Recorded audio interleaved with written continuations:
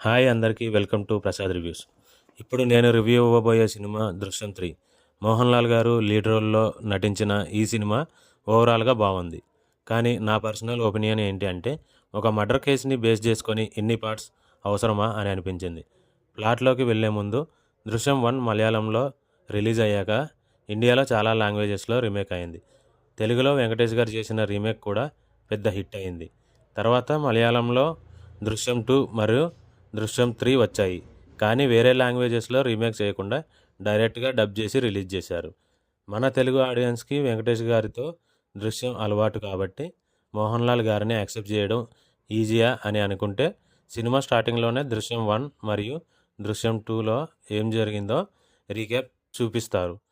కాబట్టి కొత్త వాళ్ళకి కూడా స్టోరీ ఈజీగా అర్థమవుతుంది.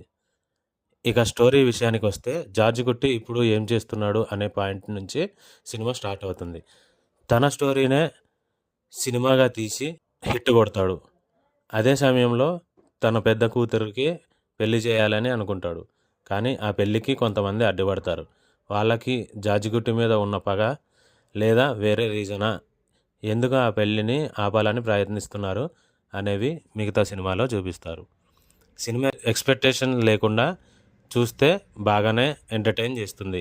కానీ కొంచెం ఆలోచిస్తే ఈ స్టోరీకి ఇన్ని సీక్వెల్స్ అవసరమా అని అనిపిస్తుంది. ఫ్యూచర్లో ఇంకొక పార్ట్ కూడా రావచ్చు అనే ఫీలింగ్ కూడా వస్తుంది. రన్ టైం కూడా 2 గంటల 30 నిమిషాల కంటే ఎక్కువగానే ఉంది.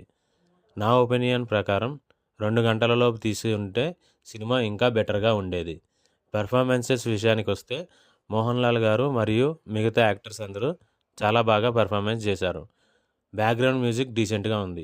సినిమాటోగ్రఫీ కూడా బాగుంది. ఓవరాల్గా నా రేటింగ్ 2.5/5. ఈ రివ్యూ మీకు నచ్చినట్టయితే సబ్స్క్రైబ్ చేయండి. థ్యాంక్ యూ సో మచ్ అందరికీ. 'దృశ్యం 3' ఇప్పుడు అమెజాన్ ప్రైమ్లో స్ట్రీమ్ అవుతుంది.